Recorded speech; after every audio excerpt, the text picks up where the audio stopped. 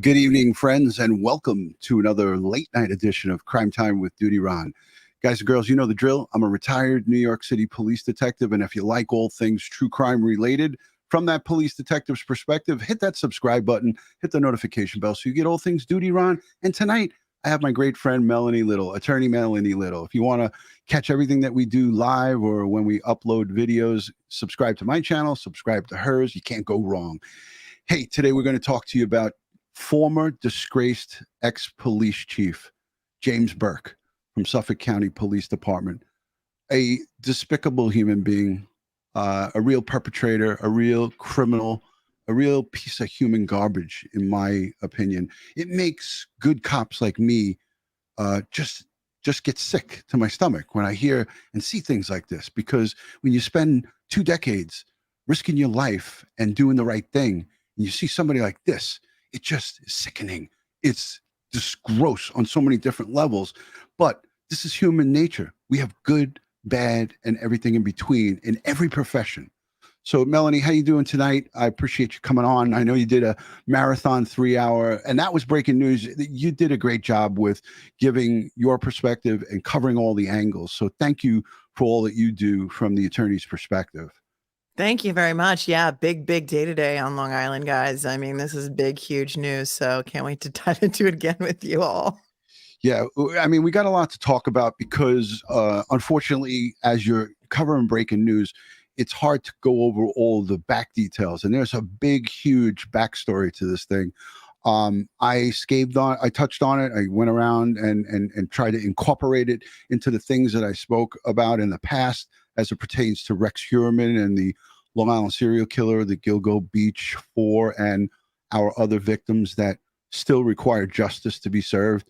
You know, this guy who rose through the ranks somehow, some way in the Suffolk County Police Department, God forbid the New York City Police Department, in the Suffolk County Police Department, it just amazes me that in light of all of these allegations within the department, because you can't tell me that other members of the service didn't know about his funny business and his funny behaviors. But wait a minute, before we get deep into this thing, I gotta say a special thank you to the Patreon supporters, the channel members and the moderators, the replay viewers, the folks who leave super thanks and the super chatters. I appreciate you guys.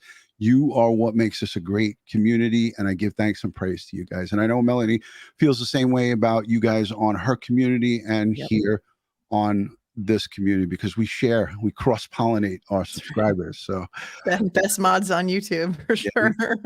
We got to tip our caps to you guys. So thank you. But again, like I said, there was a presser today. James Burke, disgraced ex-police chief, not the police commissioner. He rose through the ranks to the highest 4-star. You'll see on his uniform when we show him in his heyday. He was a 4-star chief, which is the highest ranking uniform member of the service. The police commissioner is a civilian employee. He is appointed by most of the times the mayor, but in Suffolk and Nassau, we have the county executives, which is the equivalent of a mayor. So he was appointed by Suffolk County executive, police chief, police commissioners, not the chiefs. The chiefs are promoted from within. So that's how that goes. They're promotions from within the department. When you get above the civil service rank of a captain, all of the ranks above captain, you know, inspector, you know, chiefs, and they're all promotions from within.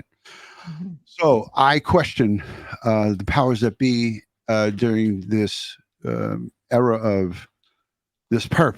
I got to call him a perp because that's what he is. James Burke was a perp and is a perp. And he's showing his true colors by soliciting an undercover male prostitute, male sex worker at Bald Hill.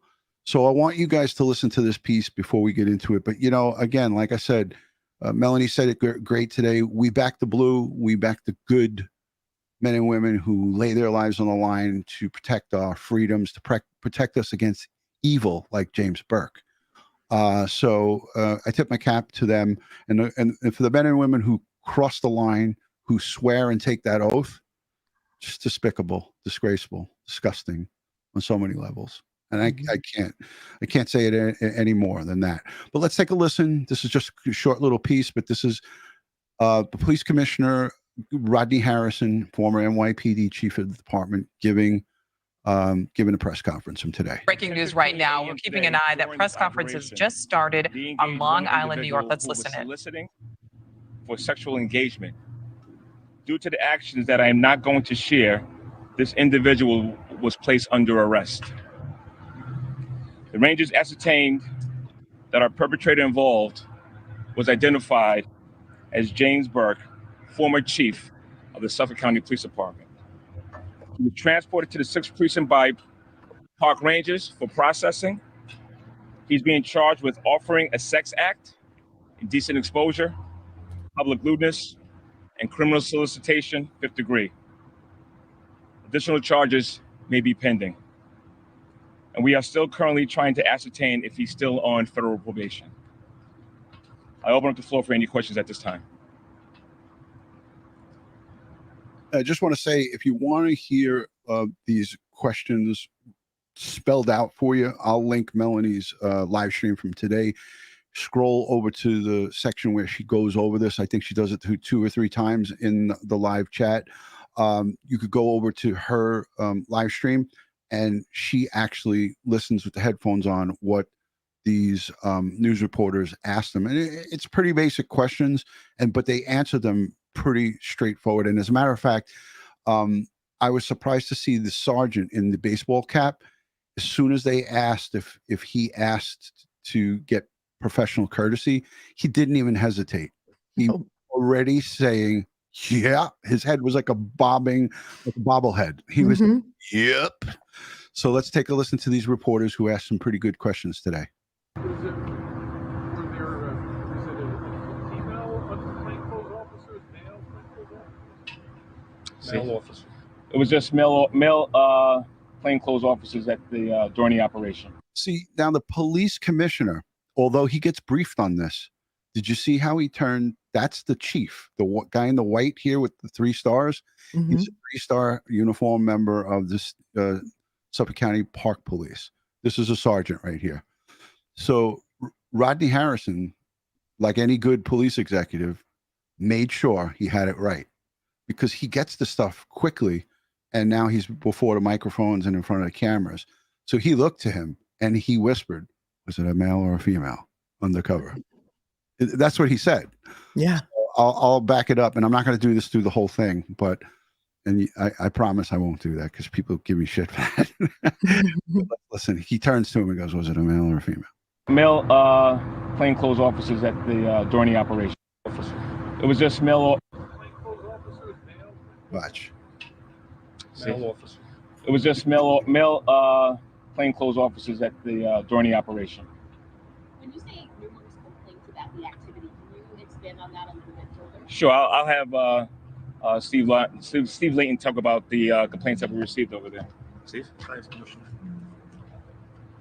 We have our targeted response unit within the Rangers that we get to problematic areas within the county park system, graffiti, vandalism, quality of life issues, theft, and the Vietnam Veterans Memorial is one of those areas that we've received numerous complaints about quality of life issues up there. So we're attempting to do our best to curtail that. And were there complaints of people soliciting sex? That's correct, yeah. Okay. How long had the plainclothes officer been out there before the arrest took place? They were only out there a few minutes, to be honest with you. They had just arrived at the location. Did your guys recognize him, and what was their, can you describe the reaction in seeing him? This is important because they do ask, did your clothes undercovers recognize him? So what they were trying to establish was, did they know that this was James Burke, the former disgraced police chief of Suffolk County? And he confirms that they did not know until he said, do you know who I am? So the ranger who made the arrest, Mr. Burke, did not know who he was. I mean, did the ranger know who Mr. Burke was? No, not at first, not until he identified himself and said who he was. Do you know who I am? So he said that to the ranger at Yes. some point? Yeah. Was he attempting to get out of being arrested? Yeah. Yes, he was. Could you describe that? Well, he was expressing to us how I'm sorry. this would, you know, be a public humiliation for him and such. So. How did the arrest come to be? Did he proposition the plainclothes officer? Did the officer see something? What prompted the arrest? I'm not going to get into the details of that. Mr. Burke is still being processed by the detectives inside. Was anyone else arrested? The person that was accused of? Due to it happening so fast, as soon as the plainclothes rangers got there this morning, that was the only apprehension they had made this morning at the memorial. Are you going to go back? We've been there several times. We're going to take one more question. We've heard a lot of rumors going on around this case that there may have been drugs taken from the former chiefs, that there was maybe a minor involved. Can you address some of those? Yeah, so we're not going to talk about the little details that are circulating regarding rumors and what was he carrying and what was in his possession. I shared the charges with you regarding what he's being charged with. If you have any further questions, we could have our PIO get in contact with you, but that's where we stand at this time regarding the charges to Jim Burke. You said you reached out to the federal agencies to see if you remember. We're just listening to that press conference. They're breaking news with connections to the. All right, so I'm going to take this off. Melanie, a lot to unpack here. And, you know, again, this is a location that I was aware of because my parents, my dad and my stepmom, live down in Rocky Point. And I've been traveling County Road 83, which is Ocean Avenue. It's exit 63 off the Long Island Expressway.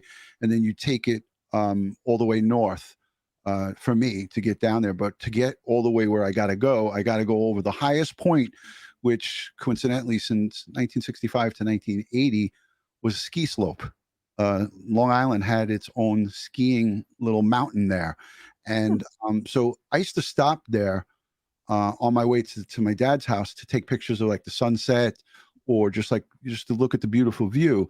And when I told my dad that I did that, he was like, son, don't go there. Don't stop there. It's a meeting place for, you know, like prostitutes, homosexual men, and drug dealing. And I was like, Dad, what?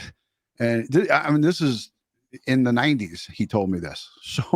So this location, Bald Hill, where James Burke was arrested, is a well-known to anybody that lives in Suffolk County. He lives in St. James, right? Which is down in that area. You got to go up and over Bald Hill to get to St. James. If you're going that route, you know, most people take exit 62 and go down into St. James off of 347, or take the Northern State straight to the end. But James Burke was a police executive in Suffolk County. He knows about Bald Hill. He knows what type of clientele are there. So for those of you in the chat who are asking, and Melanie, I'll go to you after I give this synopsis of you know, my own take on this. I do not believe that James Burke was targeted by the Suffolk County Parks Police. And I'll tell you why. Because here at this press conference, they said it was a quality of life issue and numerous complaints. There's residents that live on both sides of that hill and at the bottom and on both sides of the bottom as well. And they make these complaints because they like to go up there. And we're going to show you from Richella and Pete Pranzo how beautiful this war veterans memorial is. It's a beautiful site. Unfortunately, it's marred by illicit activity. And they were doing these things on numerous occasions, making numerous arrests. And had they not got a high profile guy from the first get-go, like in other words, if they didn't get Burke on the first sting operation, they would have had numerous arrests there. But because it was so high profile, they were like, oh shit, we got to shut this down and we got to take this guy back because this is a big deal. We got to notify the PC. We got to notify the top of the, you know, this is newsworthy, obviously. So they couldn't continue their operation because of the high profile guy they got into custody. So that's why they wrapped it up with one arrest. And as they said, it was the very first, when you put your bait out there, You saying you're undercover and you put the bait out there. He was the first taker. So he was there and laying in wait. Maybe this is a thing he did on a regular. Melanie, I want to get your take on that. Wow, sure sounds like it. Well, I just realized something as we listened to that press conference again, although I had listened to it a couple of times earlier on my live stream. The last question that was asked by Greg Sergel when he asked about whether drugs were found on Burke, and then what I thought he said was there a lighter involved? He said, was there a minor involved? So that's what I just picked up from listening to it again.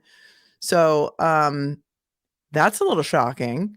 Yeah. I thought it had to do with a lighter and drugs. Maybe he was, hitting the pipe or something, and that's when they caught him. But so it is clear now then that it was in undercover that he solicited, or that solicited him, not that the undercover observed him with another male. Is that correct? He solicited the undercover. The undercover. For those of you who are sensitive to kind of rough conversations, I'm about to make some statements here that are obviously not coming from me, or coming from very bona fide news reporting outlets that I trust here. And I did some confirmations of this. So James Burke went to this undercover and engaged this undercover. It was just a walker. They put him out and walked him. The guy walked the lot, rolled his window down and said to the guy, I like to suck, you know what? And the guy got in the car with him. He had his genitalia out and was doing his thing. That's what Burke did today at Yes. 10:15 in the morning? Yes. That was his breakfast cocktail? So people ask, again, is it common at 10 o'clock in the morning? Crime knows no boundaries and knows no time. So these park rangers are out there based on complaints from the neighborhood people. This is the public making these complaints. So this intel was based on the public telling them, hey, I went to this location at such and such time and I witnessed sexual activity. And hence, they don't just randomly do these things. They don't just go there. Oh, 10 o'clock's a good time. Let's just go. It's all based on intel. And I know it because It's 5 o'clock somewhere. I worked public. There you go with the typewriter. I worked public morals, and I worked alongside of the Vice unit, and they used to go out and they would mic up females. And I never worked with the males, but it was always female undercover police officers, and they would dress the part and they would send them out onto the street and they would have them mic'd up. So I would imagine the Suffolk County Park Ranger doesn't have body cam, but they're definitely mic'd up. So they have a mic, and there's a response unit that's there for backup in case something goes wrong. And so they have probably audio, maybe not video, but I don't know. But they definitely have audio of this exchange. And that was what I not only read, but I got confirmation from somebody who I know personally. So that's huge. And it's, yeah. I mean, I read also that these stings happen not quite frequently, but when they do happen, because as you said, this is a well-known area for men typically to go and meet each other. They give each other a look and then they kind of walk into the bushes together, is what I read today. That typically when they are, they just are given a ticket and let go. They're not even cuffed. They're not collared. They're not brought in. But I guess like you're saying, once they found out who he was, because he said, don't you know who I am? Yeah. They had to bring him in. Yeah. This is what makes it so much more outrageous, is that he had the gall and the audacity to say to these park rangers, do you know who I am? I wish that they really did know who he was, because then they would have said, yeah, you're the disgraced former police chief of Suffolk County that went to federal prison for 46 months, you piece of shit. But they didn't know. As you heard the commander say, the only way that we knew is when he ID'd himself. And then he still had the balls to say, hey, could you cut me some slack here? How about a little professional courtesy? Right. Because this is going to be publicly humiliating for me if you arrest me. Despicable.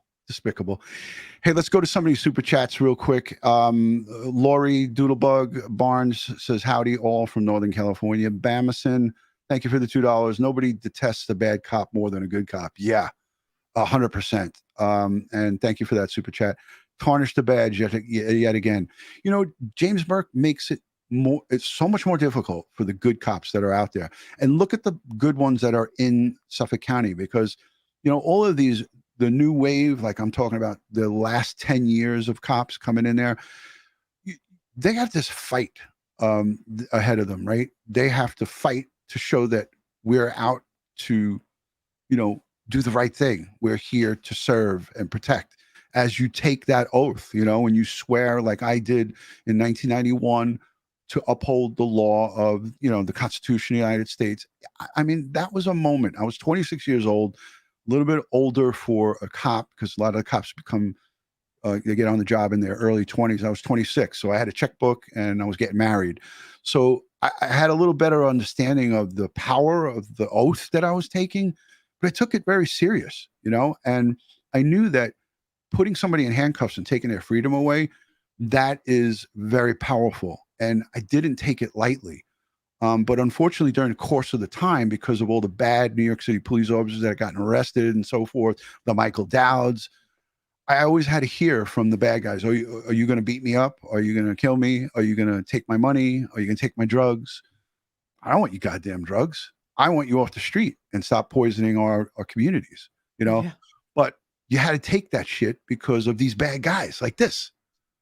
So, Sheila, thank you for the membership. She says, breakfast morning cocktail. Melanie, love the spurt words. I tried to ice over it, but yeah. No, I mean, you know, it's a good soundbite for later when you want to cut it up into a short, like the typewriter. Nikki Bella says, hi, DutyRon. All great content with real police facts.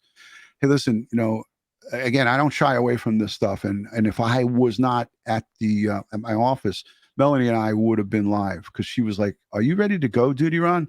And I was like, come on, we got to do this breaking news right here. I wish I was ready to go. All right. So let's go to, I want to make sure I could cue this up. Richella and Pete Pranzo are in the waiting room. Pete is a retired NYPD lieutenant. He worked in street crime. He's worked some of the toughest streets in New York City.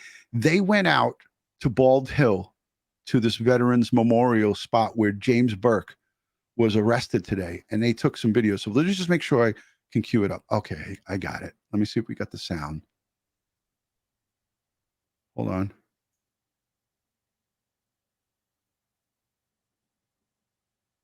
Parking lot. Okay, I got it. Yay. All right. Let me add Marcella and Pete Pranzo into the chat. Okay, they went out to the actual location. Melanie, you were live. Set this up for the audience. Tell them what Richella and Pete Pranzo did for you today. I was live, and Richella and Pete are also two of my moderators, and they were in the car when I went live because it wasn't planned. I just went live because this news was breaking, and they were in the car, and they went straight to the scene of the crime, straight to the place where James Burke was arrested this morning, and did some boots on the ground video that I played live right away after they took it. So, wow, you guys are amazing. Thank you so much for doing that. They are. We're going to look at it now. This is going to give us such a great perspective of the parking lot.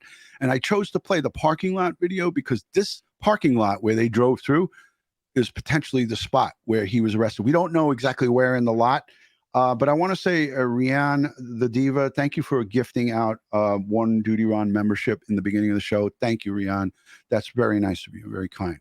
All right. Without further ado, retired NYPD Lieutenant, Harlem Raiders, Pete Pranzo, and his better half, Richella. Hi, everybody. How are you? Hi, guys. How are you? All right. I see you, Pete. You're sporting your NYPD shirt, and I love it. You got it. Yep. Do you got the color of the day on today? Well, I got a few colors. Not sure exactly what the color is. There you go. Hey, Pete, if you could please walk us through what you guys did. You were out and about. Just tell the audience what you and your beautiful wife did today. So this way, before I play it, you set it up. Great, and thanks for having us on. That's very kind of you. And they're probably saying, "Hey, who's that old man over there? Who's that Lieutenant Pete?" Melanie and DutyRon, thank you so much. We were out today, and we were doing all our chores and such, some doctor appointments and trip to Walgreens and the normal stuff that we do, right, like everybody else. And what happened was that when Melanie came on and she was setting it up, so to speak, about where all this happened, it was all breaking news. We heard it from earlier in the day, a couple hours earlier. And we said to Rochelle, when she came out of Walgreens, I said, it's just a few miles down the road. Let's get in the car. Let's buzz over there. Don't say anything to Melanie yet. If we could do it, we could do it. Because I'm thinking that the whole place is going to be blocked off. They're going to have the yellow tape. They're going to have squad cars there, the whole 9 yards. So we said, okay, Rochelle says go. I said, got your camera ready, your cell phone. She's good. She's the producer. I can't use any of the equipment at all. We head over there, and took us about 10 minutes to get there. We buzzed in. I said, look at this. There's like a ramp you can get off heading both directions. You can head south, you can head north. There's a ramp, an entrance ramp you can get in and go into the parking lot, and you can exit the same way. You go around and you leave. So it's both ways you can get on and off the Vietnam Memorial. And it is very beautiful. And I mean that. It's always been that way since they built it. And so I said, here we go. There was no cops around. There was nobody there. Pull in and went into the parking lot. And so here we are. All right, so I'm going to try to play this on the screen. It's going to stretch. So let me just hold on a second. I'm getting a little feedback. I don't know if that's you guys. Maybe, yeah, it might have been them. All right, it's going to look stretched on the screen, but you're going to get a full view of this. Rochelle and Pete, I got you muted so this way the feedback doesn't come through. But this is going to be with audio. I don't know who's narrating this, but I didn't listen. It's 29 seconds, and we got 3 of these. All right, we're in the parking lot of the Vietnam Memorial Park.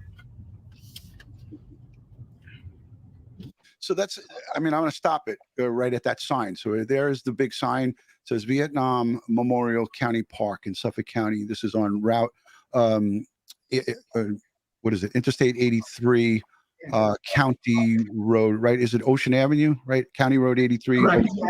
Yep. Right. So these are spots where cars will just park either head in or, backed in. And this is where the alleged illicit activity takes place. And this is where they got the complaints. So I'm going to back it up. And you can see there's 2 cars parked in there. I don't know if they were occupied. One of them looks like their window is rolled down. So probably. But this is the actual landscape. It's a beautiful location. Right, guys? Yes. Yes. Yeah. It is. So let me play this uninterrupted, and I'll let you guys listen, and we'll go through all 3 of these videos because then they do a walk up along the path. I don't believe Burke made it onto that path. He was collared in the lot. And isn't there 2 lots, one on each side, guys? I'm thinking that's just one side where the lot is, but it connects to the both sides, north and southbound, but of the highway. But I'm thinking it's just that one small lot, as far as I knew. Right, and then you can swing around like so. Yes. You can look at you. Okay, yeah, Exactly. I remember that. Okay, here we go. I'll start it from the beginning. All right, we're in the parking lot of the Vietnam Memorial Park.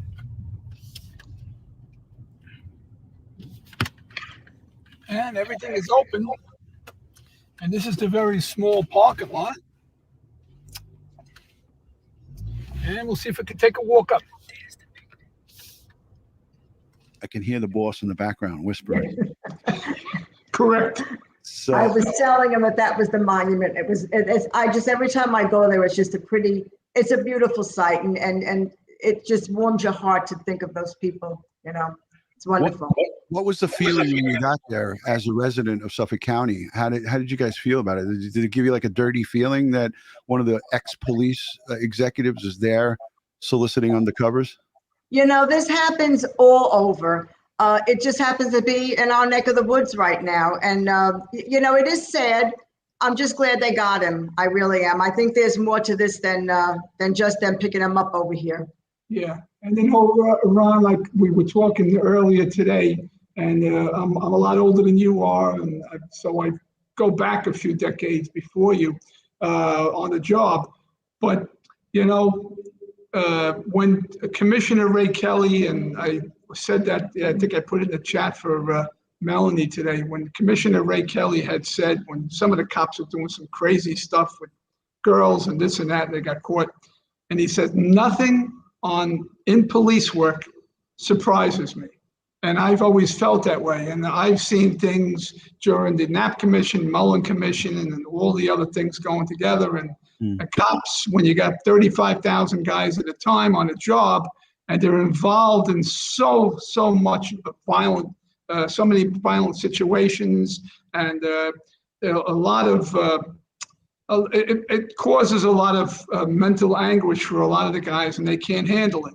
And then he goes back a little bit old school. He thought he was an old school guy, get away with anything and those kinds of things. We don't play by the rules and procedures. We do our own thing. And years ago, the job, unfortunately or fortunately, was like that. We could have gotten away with just about anything we wanted to.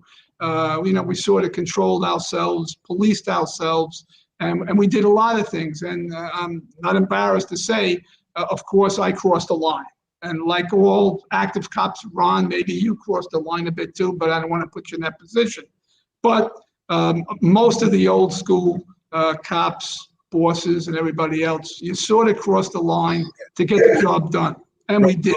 Well, let me tell you something, boss. I was trained in the early 90s by 70s cops. So, yep.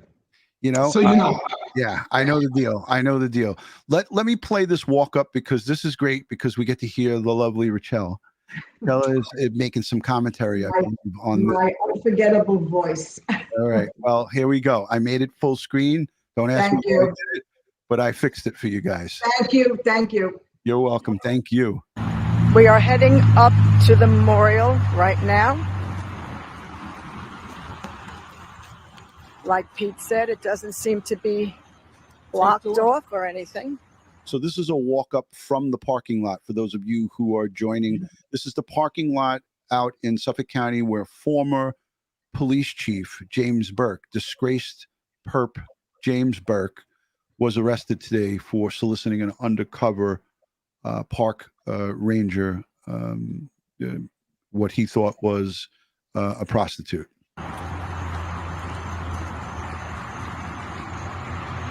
It's a little sunny. I can't see too well.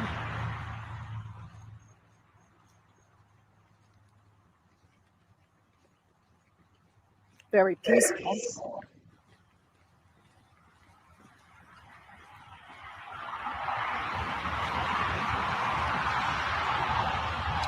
And there's the memorial.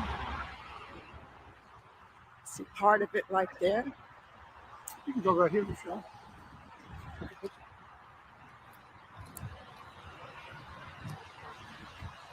Very good. I got to ask you, Lieutenant, were you armed today?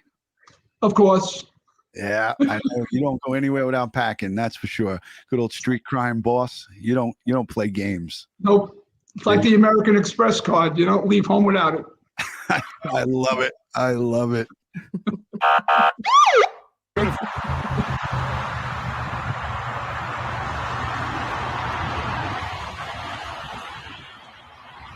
We'll continue walking all the way up. Boots on the ground, the Pranzos.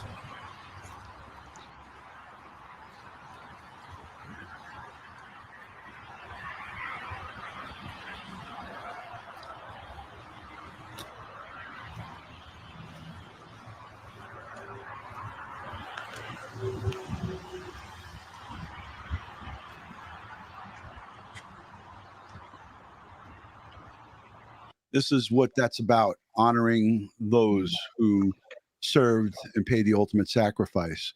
So for me, it's disgraceful on many different levels when you look at this monument and what this park stands for. Correct. You take a scumbag like this, who's going to go there and just disrespect what this whole meaning of this park is. So, I can't thank you guys enough for going out there and taking this video, because this gives such a great perspective to our audience, and it just makes it makes me proud to have friends like you. I mean, you step up for all the things that happen amongst, you know, in my family, in many other people's families. You know, I could get a knock at the door and Federal Express is there with a beautiful item, and that I know Richella picked out. Before we let them go, I sometimes I think people in the chat are reading my mind, and here it is. This is exactly what I was thinking when you guys pulled up. I only saw 2 cars in the parking lot. Did you see more than 2 cars in the parking lot? No. And I think probably now with all the publicity going on, people were staying away because usually maybe we go every couple of years, we'll take a pass in there, you know, and I want you to understand, it is beautiful. Beautiful. It is. Isn't that where also the amphitheater is for Bald Hill? They do concerts there. But I was wondering if one of those cars in the parking lot was his, because they took him away. Do you think that he left his car there? You think they would tow his car? What do you think would happen to his car? Right away, I think they would have taken his car because who knows what's in the car, drugs, this and that. You know, incidental arrest. If it was anywhere near the car, Rondo, you know, as an attorney, Melanie, anywhere near the car, touching the car gets tossed. And then besides the evidence in the court, there's a certain time and place for all that. But as Ron will attest to it, when you feel unsafe, insecure, you don't forget about court. You toss the car. You're worrying about a gun, a child. Things happen in the trunk. So, and I was always tell my guys, you tell the DA the truth. Yeah, no, play no games. I worry about court later on. Right now, I worry about safety of my guys, safety for myself. And so you toss the car. Yeah, and add to that, Lieutenant, I'm just pausing you guys because there's some feedback coming through. To add to what you're saying, when it comes to this defendant's car, James Burke, again, you don't want to leave it there. You want to safeguard it and secure it. That's not really a safe and secure location because many people are going there, and the impending breaking news, you don't want someone to go there and vandalize that vehicle if, in fact, there was, you know, say they needed to get a warrant for the trunk to look through the trunk or whatever the case may be. But, you know, search incidental to the lawful arrest and lets them through that whole car, as you know, boss. But just saying, leaving the car there is not in the best interest of the police department. They probably either towed it or somebody drove it back because we've done this so many times. I'm going to play your video again from the car, from the parking lot, because this shows the vehicles. And kudos to that viewer, whoever said that. Do you have who said that, Mel? Say it again. Who said that in the chat about the cars? I had just pulled it up, so now I don't. I think it was Teresa. Whoever it was, kudos to you. Let's show it real quick. So this is the Pranzos coming into the parking lot. Who was doing the recording? Was that you, Richella, or was it Pete? Yes, it was me. All right, great job. She's the recorder. I was the operator. So in the NYPD, whoever drove the car was the operator, and whoever sat in the passenger seat was the recorder, and that sucker got to take all the notes for the night, all the jobs. And Peter is my operator all the time. There you go. All the time. All right, we're in the parking lot of the... And there's a Cadillac, right? But the window is rolled down. So that looks like a black Cadillac, Melanie. I see the emblem on the trunk. Yeah, that's a Cad-Do. But the windows are rolled down. That's an old saying, a Cad-Do. I don't think it's this car, but you never know. Maybe they did lock it up or leave the windows rolled down. You see it here? Do you think that's his car? I don't think so. I mean, I don't know. Like, if you get pulled over, like for drunk driving, for example, do they just leave your car on the side of the road and take you in? And I mean, I don't think they go through the expense of towing people's cars, right? They just kind of leave it there. They secure it, but in a case like this, that's high profile, all over the news, you're going to leave it there so people can draw pictures on it and graffiti it or give it flat tires. I kind of think, and the 6th precinct is right down you go down about a half a mile, make a left, and you're right into the 6th precinct. It's about less than a mile away. So I kind of think they just drove the car in if they're not worrying about prints or all that. They just, and you have to understand that originally they didn't even know what they had.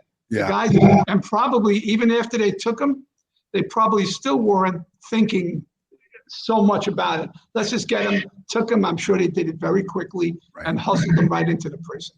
He left the 6th precinct, Melanie. I have video of it. We're going to show it soon. He left Yeah. the 6th precinct, and he was hushed into, or was looking for, his getaway car. So he didn't have his car at the precinct. So technically, if they would have brought it to the precinct, he should have been able to drive that thing away. So yeah, we don't know. This is kind of. I mean, they may not have known. I mean, when he said who he was, maybe they didn't recognize him. So maybe they didn't realize how big of a story this was until they realized he was ex law enforcement. They're like, we got to bring, I don't know. Right. Well, this is great. This is great camera work because you caught whatever cars were there. Memorial Park.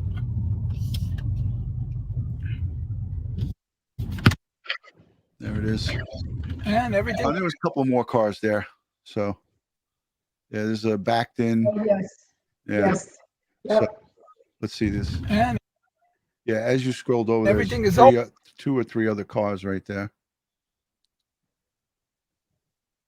Which is surprising. It was a beautiful day today. I mean, that's a beautiful place to go on a beautiful day, but apparently based on what goes on there.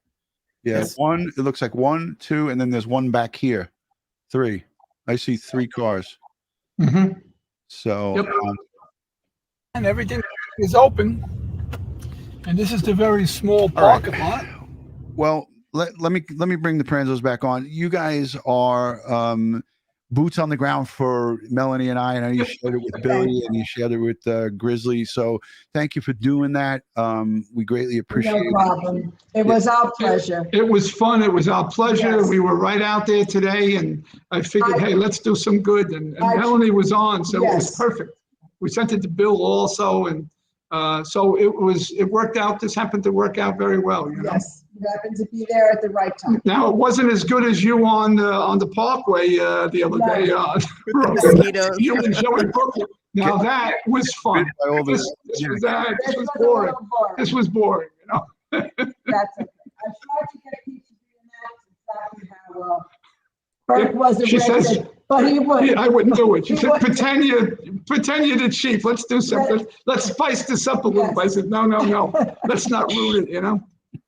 You never know where this thing is going to go. And sure enough, here we are. But thank you, thank you so much for having us on. Melanie.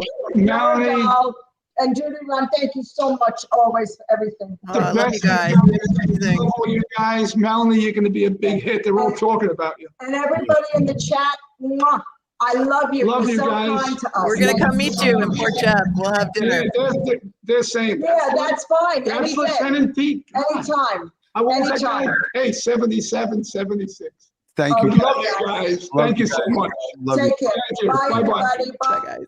It's like visiting family, when the Love it. Pranzos come on. I love them. It's like we have our own sitcom. She's a pisser because she tells him what to do. Like she's like, oh Pete, stop it. He was given like a birthday like a birthday collage thing to me they put together, and they were doing a video. They're on their porch overlooking the beach, of course, and she's like, oh Pete, this is for DutyRon's birthday, stop it with your police stuff. She's hitting him. I got to play that one day. It's unbelievably hilarious. Here's former Chief Burke walking out of the 6th precinct. I got 2 views of this. This is the one from the Post, and then there's another one. He received, so disgusting, but thank you to bail reform in 2020. Governor Cuomo at the time introduced bail reform act of 2020. Go and look it up in New York State. You could commit severe felonies. You could rob a bank and get out. If it was your first offense and you didn't display a handgun. There were certain felonies and all misdemeanors. And all of the offenses that he's charged with today were misdemeanors, and one was a violation and not a crime. He received a desk appearance ticket. It just really pissed me off to see this guy walk out of the precinct. I know you felt the same way, right, Melanie? I couldn't believe he just walked out of there by himself, like nothing. Because I think we thought there was more to the story. Despicable.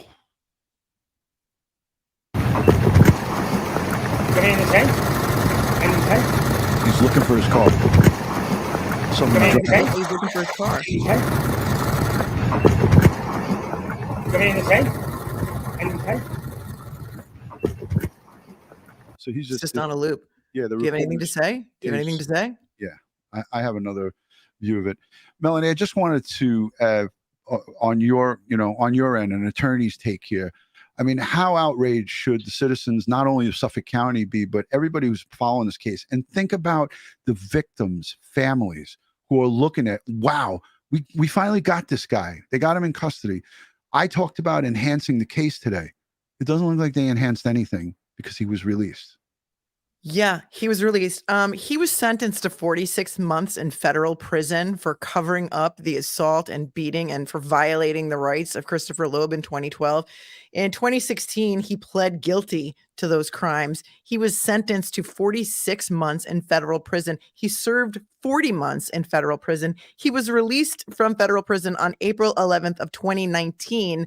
There is no parole in the federal system, but we did learn that he was on some sort of supervised probation for 3 years, which would have ended in April of 2022. So it only took a little more than a year for him to get himself arrested again.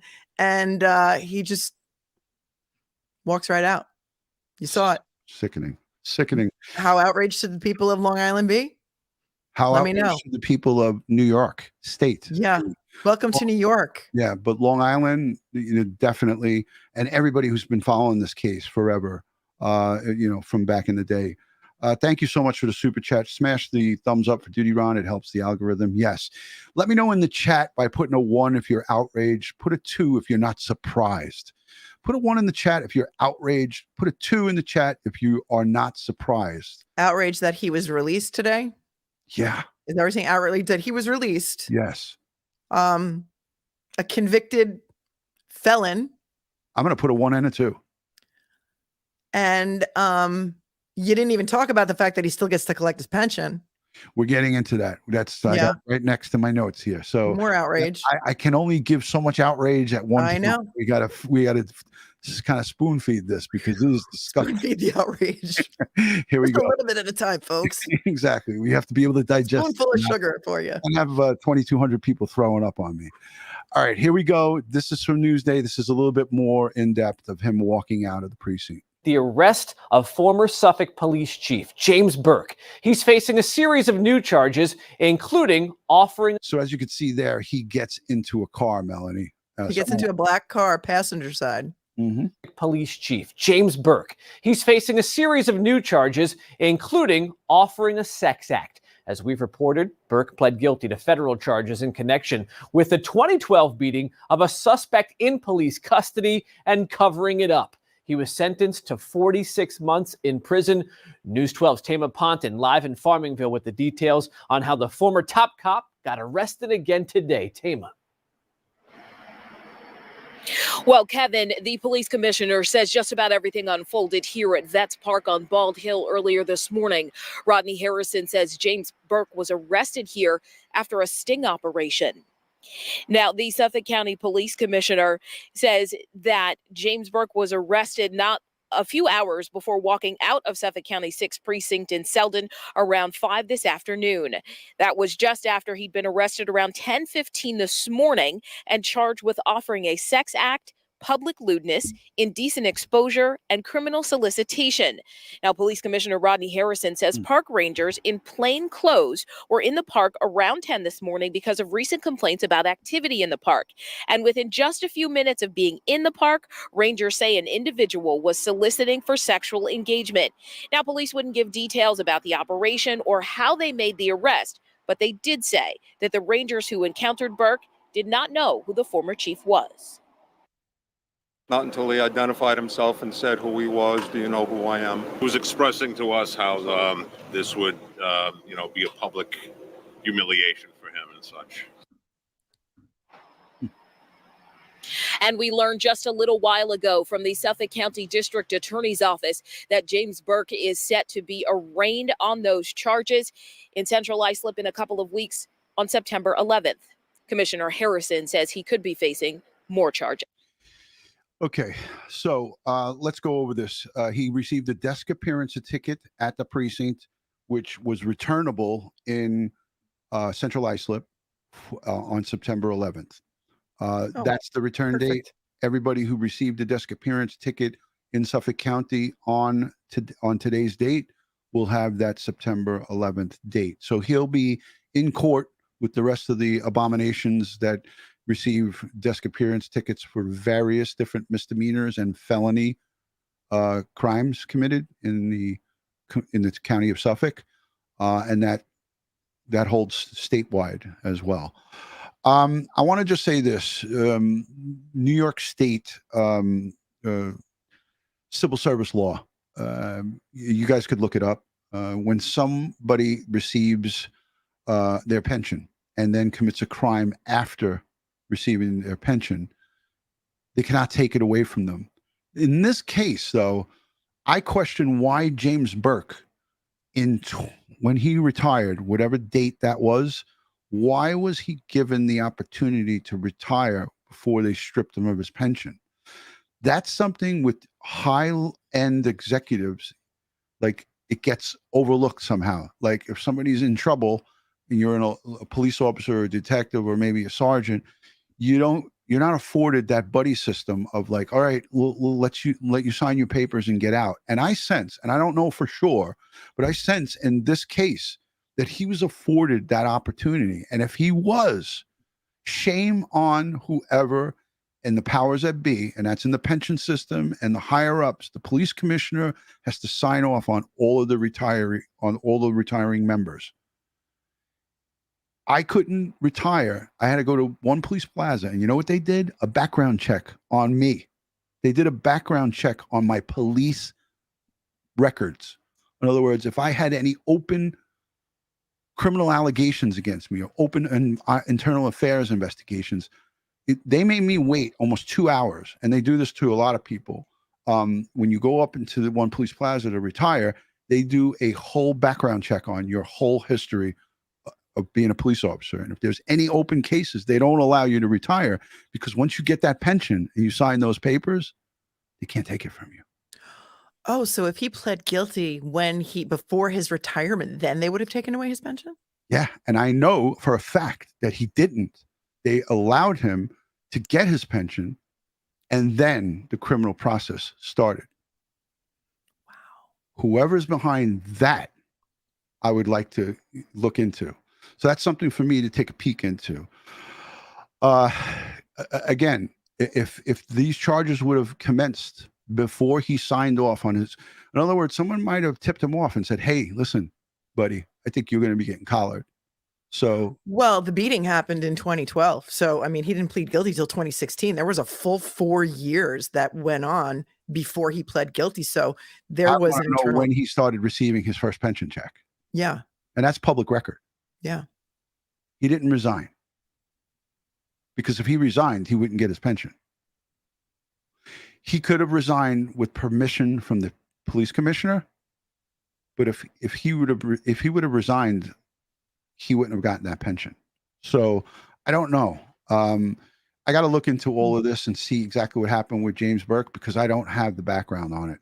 But I know this for a fact. Like I said, I had a squeaky clean police career, and because they have to do these checks, and I think the computer was running slow and there was a bunch of guys in front of me, I had to wait on a line to retire when I retired in 2011.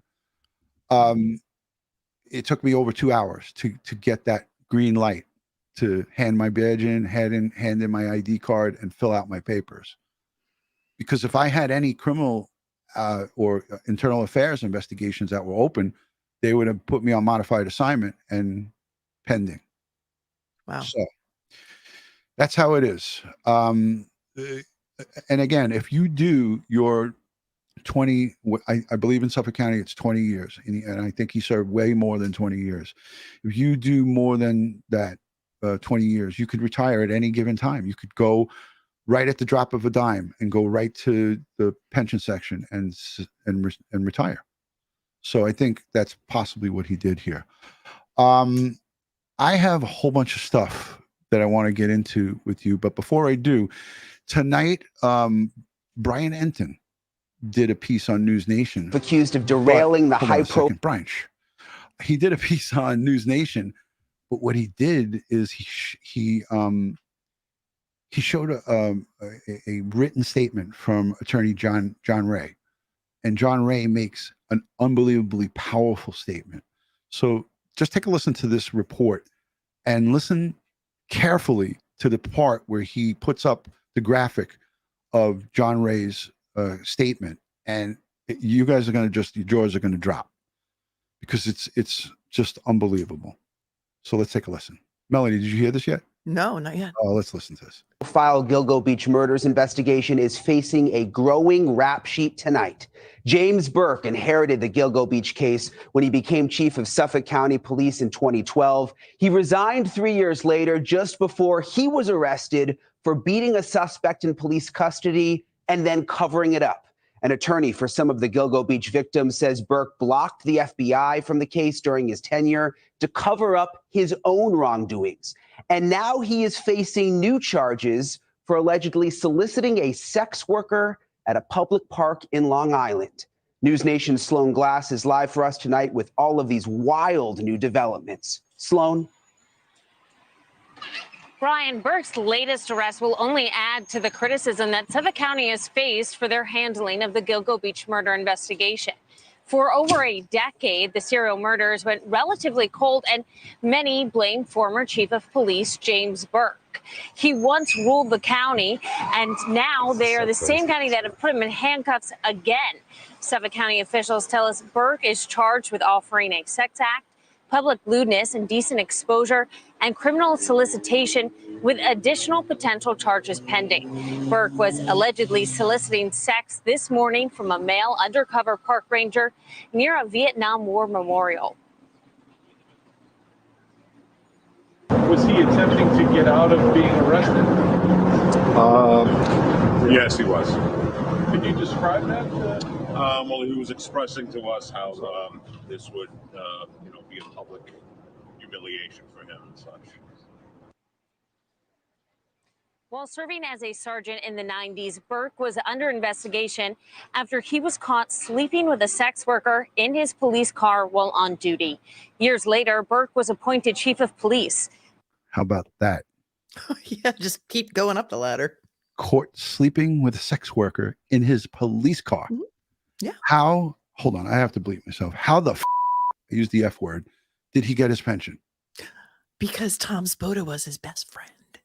140, but Tom Spoda doesn't sign off on the pension. He might have maybe a little tweaking to do with who signs off on the pension, but $145,000 per year, not a month. You said a month today, and you think, well, I'm correcting it. People. Oh, I did? It's per year. I'm sorry, per year. Per year. So he gets $145K for not working, and he will get and did get that pension monthly deposited into his bank account or his commissary when he was in federal lockup. They said in that piece that he resigned. So I wonder, did they cut him a deal and say, how about you resign? How about you roll over on Spoda? How about you plead guilty to all these charges? And we'll let you get your pension. We'll let you keep your pension. Yeah, because if he's not fired, he doesn't lose it. If you resign, you get it. Yeah. So once you hit the mark, whatever it is, 20 or 25 in Suffolk, I think it's 20, just like back then, just like how NYPD was. Now NYPD is 25. If you hit that mark and then you just say, you know what, I'm done. I'm out. I'm resigning with the permission of the police commissioner. That's what I'm outraged about, is what police commissioner is right mind would say, oh, let's give this guy his $145K. Let's keep paying him every year. I thought you said before that if you resign, you don't get it, but if you retire, you do get it. Did I hear you wrong? So I don't know. I meant if you get fired. If you get fired, okay, good. You can resign. If they're telling you either you resign or we're going to fire you, step down. Sure. Here's your golden parachute. Unbelievable. Yeah. He got a golden parachute. He got more than a golden parachute. And whoever is responsible for that parachute should be freaking ashamed of themselves.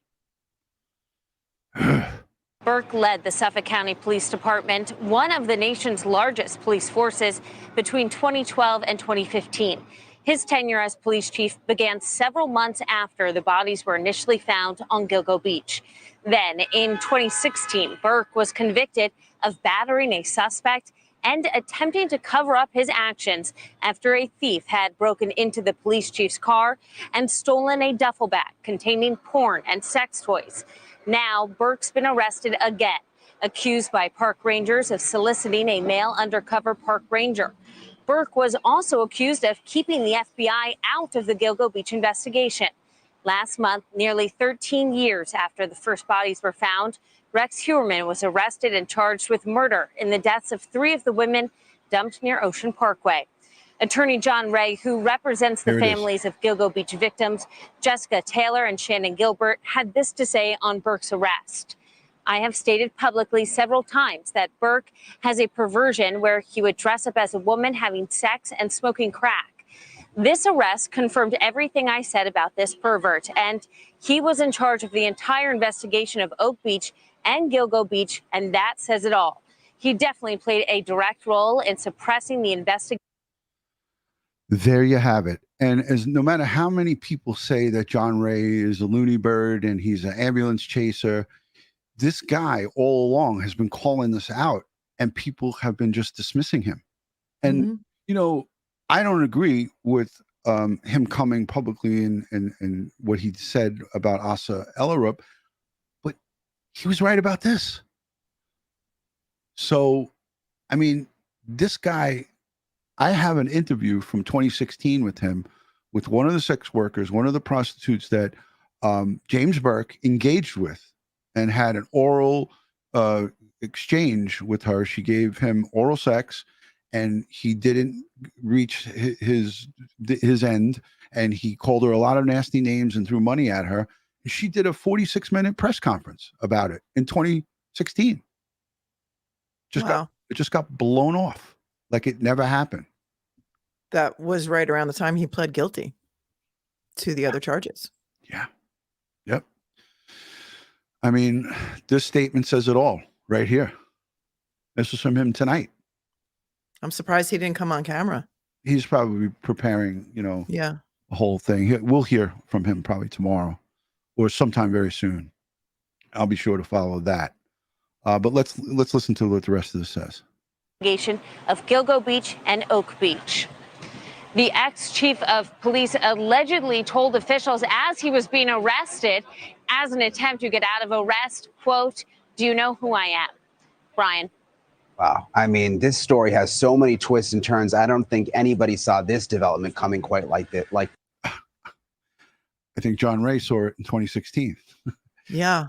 Yeah. And why do they have Sloan Glass outside on the street in New York City? New York City has nothing to do with this case. I'm boots on the ground on Long Island. Call me, News Nation. Exactly. Exactly. Melanie, why do you think John Burke, who went this long unscathed, none of the people around him, there has to be people around him that were helping him move along, like you said, Spada. You know, there's all these different people, but what about the people from within the police department?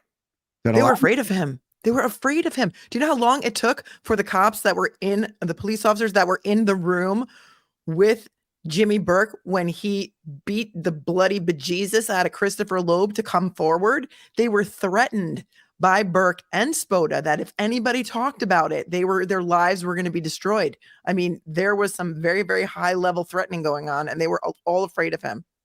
Yeah. So that's why nobody came forward. I mean, these two guys ruled Suffolk County at the time. Yeah. I want to just put this on the screen here, and you're right about that. So this is not from a newspaper that I currently read. I wouldn't read it on a regular basis, but they do dive into these areas that people, the regular mainstream media, kind of step away from. But look, this is from the Daily Mail. Yeah. Disgraced ex-police commissioner, and they got that wrong. He's a police chief, may be connected to sex workers murdered by Long Island serial killer over 20 years. Attorney for the slain escorts say. John Ray said that he believes that former Suffolk County Police Chief, they got that part right, James Burke, should be investigated for his possible ties to the murdered sex workers. Ray represents the family of Shannon Gilbert, an escort who was strangled to death in 2010. The search for her body uncovered 10 more in the months that followed and years.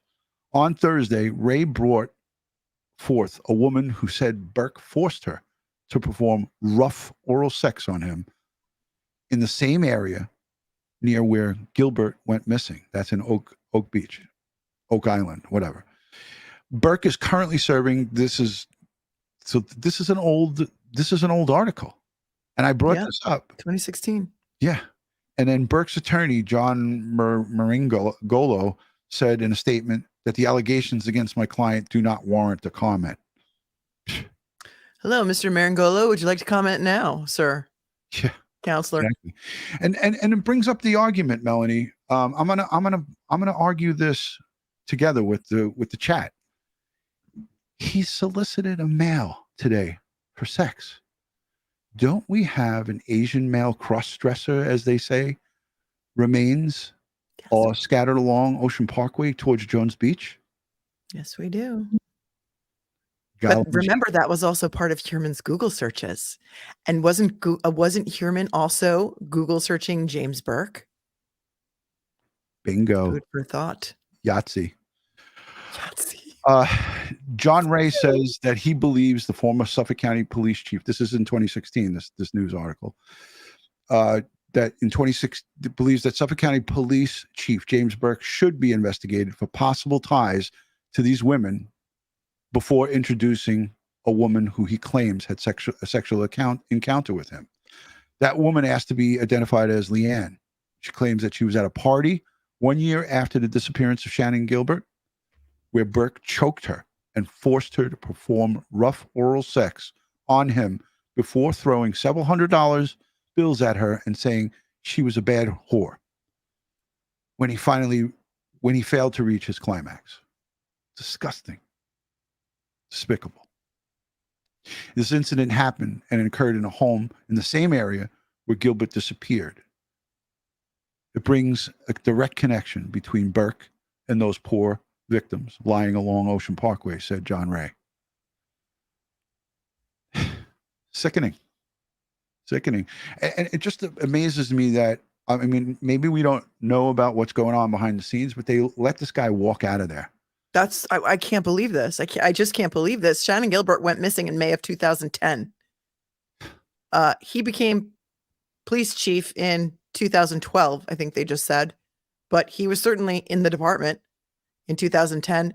Her 911 calls that were released in 2022 said, I think they're all after me. You know, she was referring to more than one guy. Mm-hmm. Yeah. He was known to go to sex parties in Oak Beach at the association where this guy had summoned Shannon Gilbert to come to.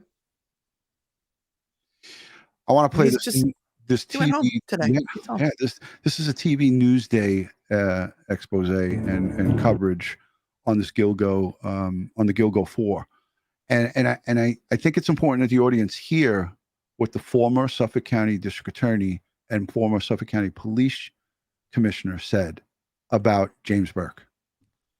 So this is a good one, guys. Just take a listen to this.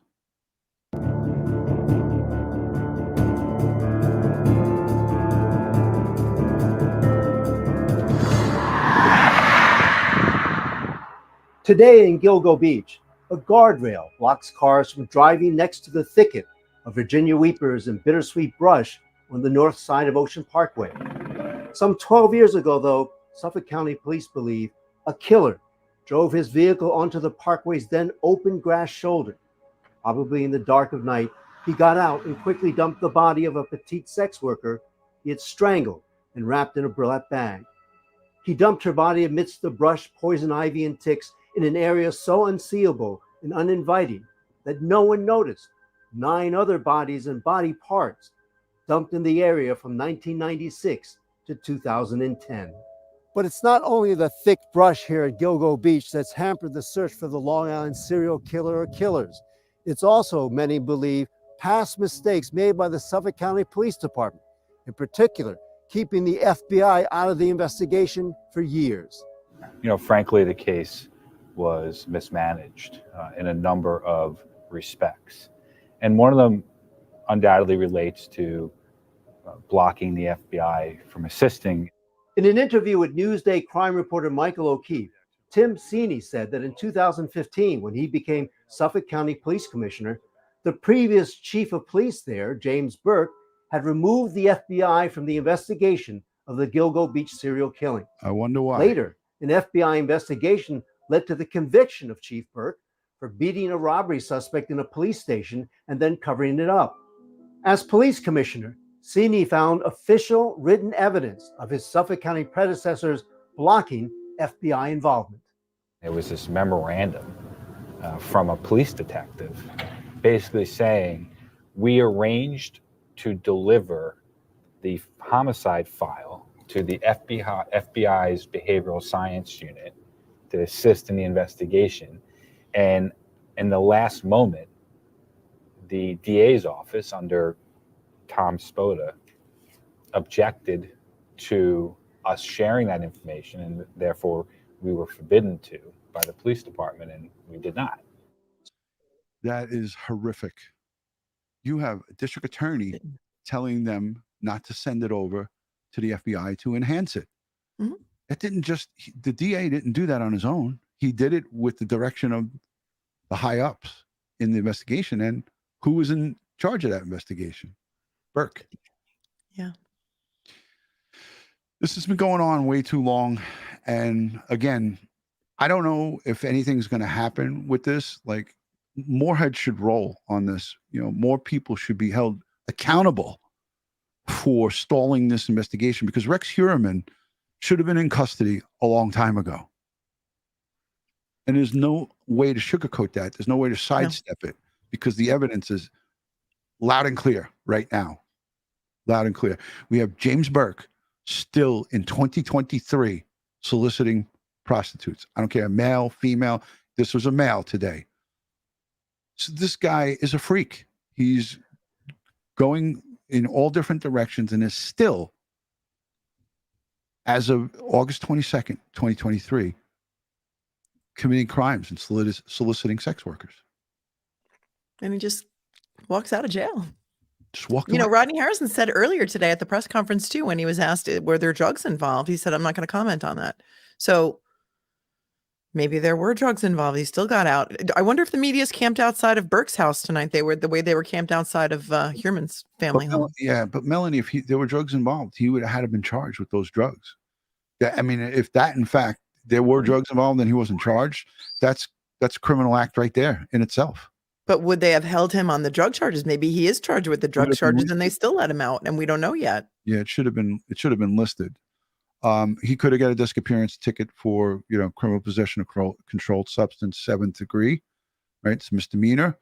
But if he had crack cocaine, as they say that he was smoking crack, if he had cocaine, that's a felony, even a small little bit of it. What, wasn't it decriminalized? I don't know. Not cocaine. No. No. Didn't he also obtain, didn't you say OxyContin or something while he was in federal prison? He was found to have OxyContin pills in his possession in a cell. He should have, well, you know, federal time, you do, if you get sentenced to 46 months, you do 46 months. He did 40. Right. So he got out with 40 and then got 3 years supervised probation. That doesn't happen to many people. That's a whole nother thing, because you ask any criminal that knows the system and they're like, don't charge me federally, please, because you do all of the time. So that's a whole nother thing to look into as well. We got a lot of looking into to do here. Yeah. Somebody earlier in my chat called it Club Fed, because, you know, it's a little cushier than going to some of the other. Let's go to the chat. Let's go to the chat. Hashtag Melanie, hashtag DutyRon. Melanie, I'm going to tax you with looking at the chat while I just pull up. I want to try to pull something else up here. You got the show. Okay. All right. What do we say? What do we say here, people? Something about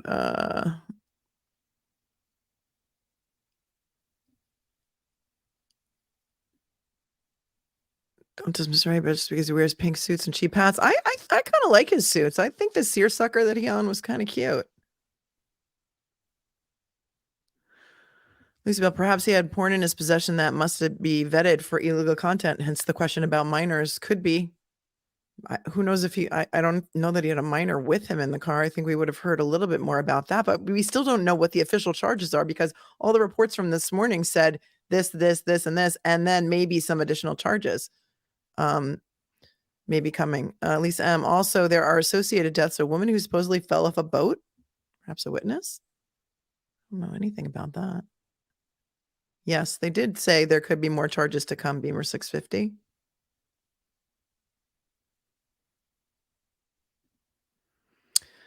Jersey Girl 51, Brewer house party, and Shannon did everything right, in my opinion. So sad. That's right. That guy's name was Brewer. Christina Reed, if anyone else would have done anything close to this, would be in jail. I would not be walking out. Yeah, maybe in other states, but New York has some pretty crazy bail reform going on here. So if you're not angry, New Yorkers, this might make you angry. NJ Robbins says, plus he choked that worker back then. Wow. Yep. I remember that too. Holly Golightly, my favorite name. You'd be surprised how many people park at parks to solicit. They have codes. Yeah, that's what I saw too. Like they, wink at each other, just give each other a look and walk off together into the bushes. And this place where he was arrested today is one of those places apparently in Suffolk County that is well known for exactly this type of activity, which is probably why they did have a sting operation going on there, because the park ranger chief, is that what he's called? The chief of the park rangers said that they were getting quality of life complaints from the neighboring residents. Yeah. This is the most activity I think that the park ranger police have had in quite some time that I can remember.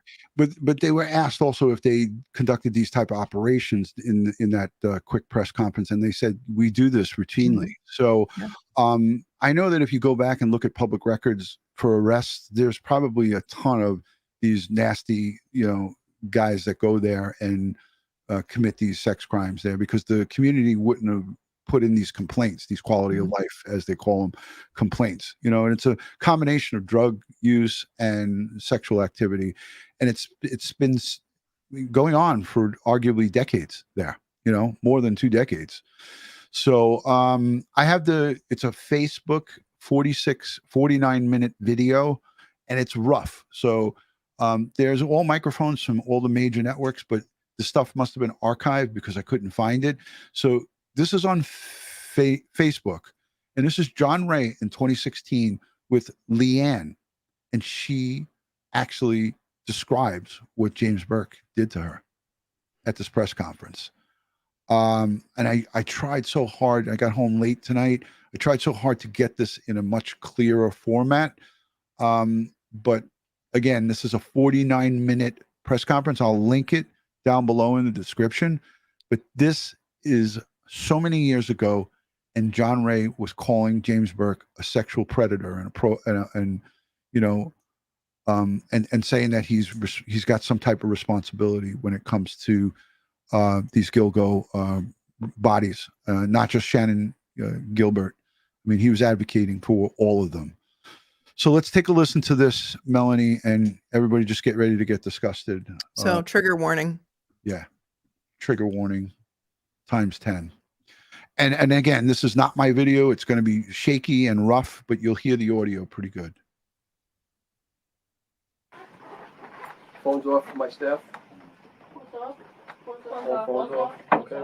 All right, here we go. This is in his office in Rocky Point. Good morning. We are here today because there has now been a significant development in the Oak Beach, Gilgo Beach murders case. That development is that an escort, an active escort here in Suffolk County, has determined to come forward and discuss with the press, discuss with the public, that this escort met former Chief of Police of Suffolk County, James Burke, at a party in Oak Beach in 2011. And at that party, she had sexual relations with former Chief Burke, for which he paid. This is the first time that there has been an actual connection made between former Chief Police Burke, Oak Beach, and prostitution. It's the first time this has ever occurred. And that's why it is significant. Up until now, there's been a great deal of surmise about Chief Burke and his involvement with Oak Beach.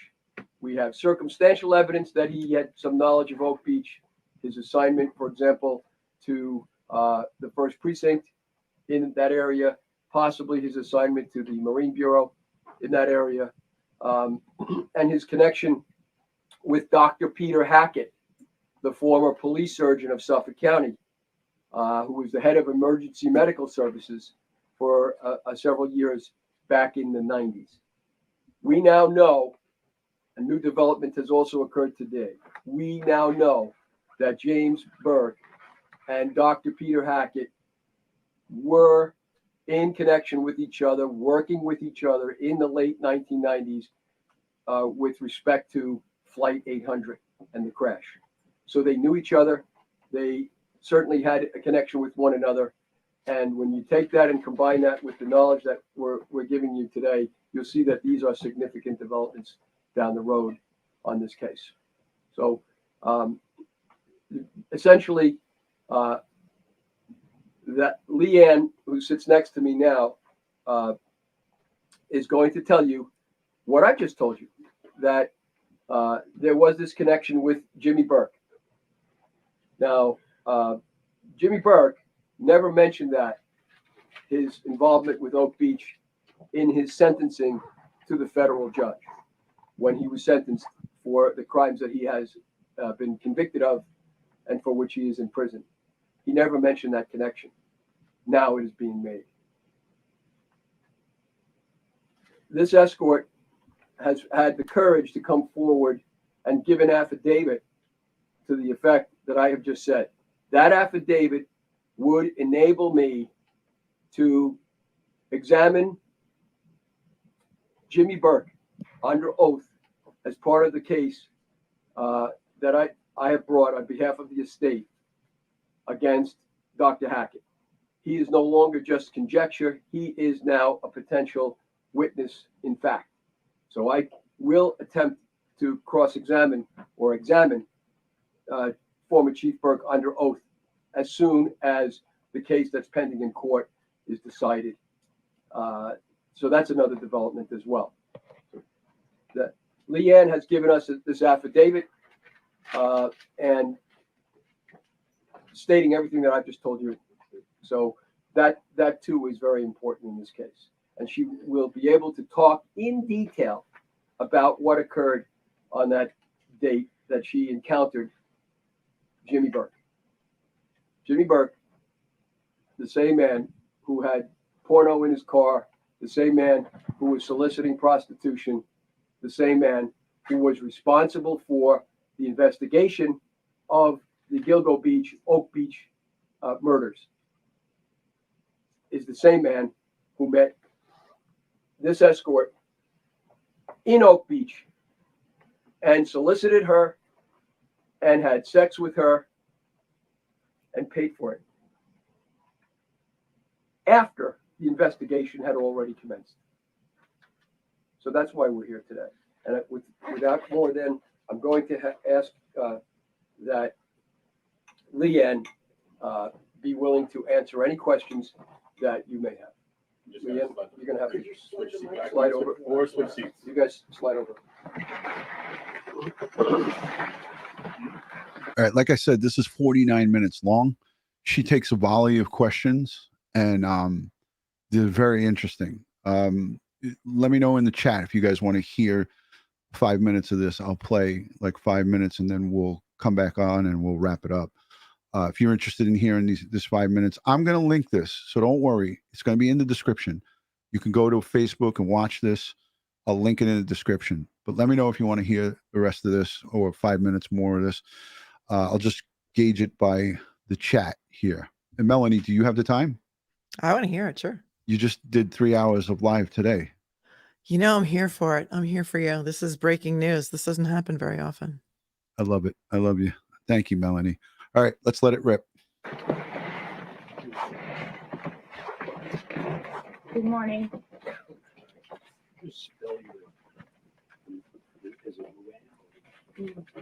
Leanne, Leanne. And do we get a last name or? No. There's no last name. Got it. Are you going to make a statement or do we start? I with think you Q&A? should ask questions. So think it's the I best have a way. question. So you're alleging that these parties where Burke was at, where you were at, were other people there? Yeah. Were other law enforcement there? I mean, I would imagine so. He was there. I mean, I don't know specifically, but I mean, I would imagine so. But it was a party. There were numerous people. Yeah, there were numerous people there. I mean, Drugs? yes, And so this party, where did this party happen? Oak Beach. Can you just start out by telling us the story of what happened that you how That you might be a came better to way to meet go, yeah. James Burke? I was invited by a friend while I was at Stony Brook University. Well, during the time in April, I was not at the university enrolled as a student. I was at another school, but I was still coming back to Stony Brook because I was going to be reinstated in September. And I went to this party with a friend, as I often traveled back up to New York because I didn't live here at the time. I lived in Rochester, so I came with a friend. And there were other girls there that I knew that I would rather keep under the, I don't really want to reveal that. I was told by someone because my area of study in which I have my bachelor's degree from Stony Brook. Let me just remind everybody, this was not today. This is not tonight. This was a long time ago in the past. So they were setting up, John Ray was setting up that James Burke was into shady criminal activities while being the lead on this Gilgo Beach, Long Island serial killer case. He was conducting these, he was the commander in charge of the investigation, and he was soliciting prostitutes. Was this interview with her, was this in 2016? 2016. After he pled guilty? Correct. And went to prison. So she's saying when did this party happen? Did she say when this party happened? She does say it. I mean, again, this is Or long. what year it was? I don't recall. Yeah, they're going to ask her. Okay. But again, like I said, this is 49 minutes. We're only 7 minutes into it. So right. I'm not going to be able to play all of it here, but I did Right. listen to almost all of this. And she starts out a little rocky, but once they get on track of asking the questions about Burke, she just answers the questions right away. She's just, here she's nervous because she doesn't want to give her real name. She's giving a fake name. Right. She doesn't want to give herself up, but she, as you heard John Ray say, she swore an affidavit out. So anyways, again, it just goes to show you that years in the past, the groundwork was done by this attorney, and he served this stuff up on a silver platter to the Suffolk County Police Department, and he says it in his own words. They just brushed me aside. He's been jumping up and down from the get-go on this, and they've just been pushing him aside and saying, "You're crazy, step off," essentially. We'll listen to it just a little bit more. There was really nothing untoward that occurred at that point. I came back again in August for another party. It was at the same location. And at that point, I was dressed a little bit differently. I remember what I was wearing, and it was a little bit more risque. I had never, up until this point, ever accepted money for sex. This was actually my very first encounter with pay for sex. So well, what I would like to add from the first party is I did see Jim Burke grab a girl by her hair and drag her to the ground. I don't know how playful it was or how aggressive it was. I don't really know. I wasn't right next to them when it happened. But I do remember that she was an Asian girl. So the second party I went, I was a little more risque. I encountered him. We had a conversation. It wasn't really much. I was fairly intoxicated myself. I was not on cocaine. I've never done cocaine. It just, a whole lot of booze. And I remember hearing that he was high up, and I figured, all right, this is my opportunity for, a PBA card from a high ranking official. That was just a joke in my head. So he started to do things like, as we were talking, he would rub his hand up my leg, which, I'm a woman. I know when a man wants sex. So, I kind of took the cue, and he kind of guided me to the bathroom, where we started to engage in sexual behavior. He was frustrated because he could not consummate the act. He began to get really aggressive. And he used the term that I was not a good whore. So at that point, he began to try to reach, ejaculation through oral sex. But it wasn't really oral sex. It was more of him grabbing me in an aggressive manner by my hair and shoving himself inside of me. Choking. I remember tears, not tears from crying, but tears from how aggressive it was. I was tearing up, and he still couldn't reach a point of ejaculation. So he kind of just gave up and threw money at me, which was my first encounter with getting paid for sex. Was with him. Now at that point, I didn't know that he was, so high ranking. I actually went back to a police officer friend of mine later on and told him about the encounter, and he said that he referred to him as Jimmy. That was Jimmy Burke, and I said, "Who's Jimmy Burke?" And he showed me a picture, and I said, "Yeah, that's him." And then I saw him again when he got arrested. I remember seeing him being let out in handcuffs and thinking, well, that makes sense because he's, a very nice person. So, why did you decide to come forward at this time? Why was it important to you to do so? At this time, I had called in a tip on an unrelated matter to the Gilgo Beach Task Force. I called in the tip a couple of months ago. I received a call from the detective in charge of the case. To one of the two, that's what they told me. His name is Detective Patola. He actually revealed me to the person I tipped on. He revealed that I was the CI to the person that I called the tip in on. I have a question. You were there not as an her reference to a CI is a confidential informant. Again, I'm going to link this down in the description, but this obviously was before he was arrested. These sex acts took place before he was collared. You heard her say it there. She said it was before, and then she saw him on the news when he got arrested and said, "Oh, that's the guy, Jimmy Burke."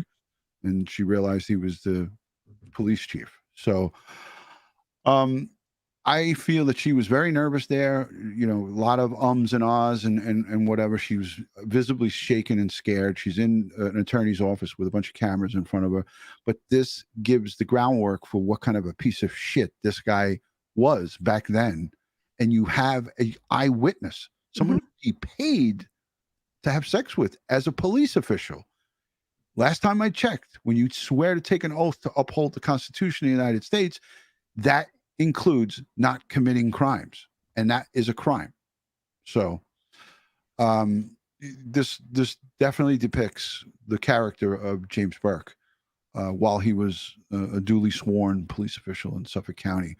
Suffolk County's got a lot of splaining to do, and there should be a lot of heads rolling. But like I said, look at these cases with failures with not only the police not taking action in the Thomas Valva case, the courts and the corruption within. And here we are. We don't hear nothing. Nothing's going on about it. Nobody's doing anything. You heard the Suffolk County Police, the Suffolk County executive, Steve Malone, said, "Oh, we're going to look at everything. We're going to leave no stone unturned." Even Geraldine Hart said in a press conference, "We're going to hold people accountable for the failures of little baby Thomas Valva," and they haven't held anybody accountable. So, people are talking about DNA. You know, again, the remains of these victims obviously were skeletonized when recovered, and that puts us behind the 8 ball on recovering transfer DNA, touch DNA, you know, out in the elements for years and years, and then recovered, rain, all the different, you know, seasons, the heat, the cold, the rain, the wash, salt water, and so forth. That ship is already sailed on us to compare James Burke's DNA, but you never know. I mean, I don't know how far advancements are with DNA and how they could do this, but I really feel that if they could, because he was charged federally, he has to be in CODIS, right? That's what the question was. Yeah, I think did they get his DNA when he was arrested or when he pled guilty in 2016 to the violation of the civil rights and the conspiracy charges? Did they get his DNA then? Would it go into CODIS? I would hope so. I would hope so. We're live an hour and 36 minutes. I got to get up early. I'm an old man. You know how I do, Melanie. I get up early and I'm working all day. So, but I want to say thank you to you for 2 hours and 57 minutes of really informative live streaming while this broke, and now another hour and 30 minutes with us here. We're going to continue to follow this as it develops. There's just so much more to talk about, and I have about 10 more saved videos to show you. I'll save it for another live stream. But Melanie, will you come back and hang out with me and Ed Wallace maybe, or just me and you, and we'll continue this conversation down the line? Of course. I'll be in court on September 11th in Central Islip following this one for you too. Yeah. Hey, I wanted to get some of your maybe thoughts as we leave. I'll put your solo as it pertains to James Burke and today and injustice. There was no justice served here today. He got to walk out. No, the fact that this guy was arrested in a Suffolk County park for offering sex, for soliciting sex, boggles my mind. And that he walked free. He was arrested around 10:15 this morning. He walked free out of the 6th precinct by 6 p.m. So everyone out there should feel real safe that Jimmy Burke is back on the streets. Offering sex to an undercover. He said, "I like to, you know what?" Yeah. I said it earlier, and I'm sure that this YouTube is going to crush this live stream on me, but I don't care because there's no way to skate around this sensitive information. You got to put it out there, and it's put in print. You could read about this, and it's shocking. Even shocking for me to read that he had the audacity to go into a veterans memorial and offer to give somebody oral sex, a male, another male. It doesn't matter if it was a male or a female, whatever, but just to do that after serving 46 months in a federal lockup, being a disgraced chief, former chief of the Suffolk County Police Department, and this is just everyday operation. How many days did he do this? How many times was he in that park? How many people did he solicit and have sex with? And then when he finds out it's a sting, he says, "Don't you know who I am? Yeah, Do you know who I am?" Trying to get out of it, and then says, "You can't arrest me. It's going to be publicly humiliating for me." Yes. Publicly humiliating went out the window. You know, maybe in 2016 when Leanne gave that interview, maybe far before that. Yeah. I mean, look, John Ray has been on his ass and riding him consistently.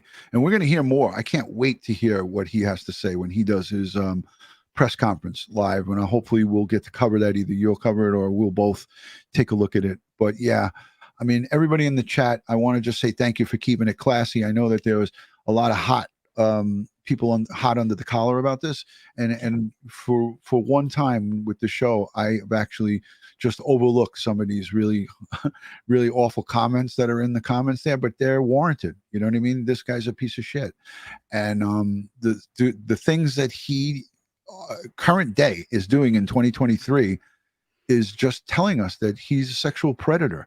He doesn't need to be on the streets, and I feel that he has some type of involvement, and I don't know exactly what it is, but I would bet my own pension that this skell, that this perp, James Burke, has something to do or has some knowledge of who murdered these victims.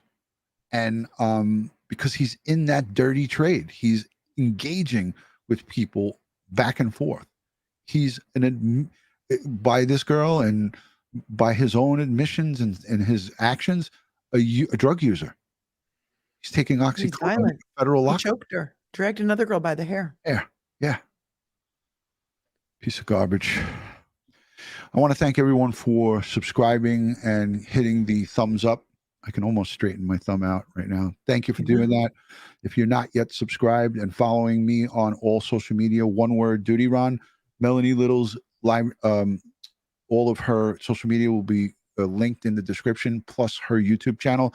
Go over and subscribe to Attorney Melanie Little, where you're going to get a whole bunch of different angles on these cases, and some of the things and guests that she has on and things that she covers are fascinating, and she gives you the angle from an attorney's perspective. So please go on over there and hit her subscribe button and show her some love. She is always here for us, and I thank you for that, Melanie. Oh, it's my pleasure.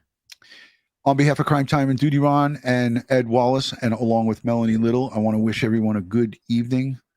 Listen, again, we'll be following this case. I send prayers, strength, and positive vibes to all of the victims' families, to the attorney, John Ray, who's fighting hard to bring justice against corruption. Kudos to you. I would be there to fight with you on this any day, anytime, anywhere. I want these people to be held accountable. Anybody and everyone who's had a dirty hand in this should be held accountable. And I know, Melanie, you feel the same way. We'll be, again, live and covering this thing closely. So thank you again on behalf of Melanie and myself. Good night from New York, and good night from Long Island. I'll see you soon. Peace, guys.